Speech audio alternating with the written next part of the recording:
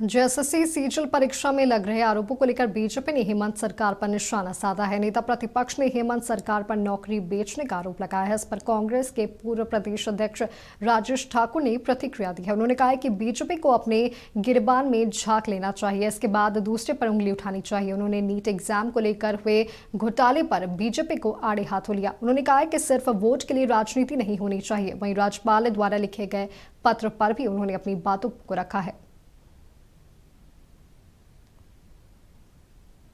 Net के को बंद करके और पूरे ईमानदारी के साथ परीक्षा कराने का प्रयास किया गया है। अगर कोई त्रुटि हुई होगी तो निश्चित रूप से महामहिम उसका संज्ञान ले सकते हैं और महामहिम ने कोई सुझाव दिया होगा तो निश्चित रूप से राज्य सरकार उसको समझने का प्रयास करेगी।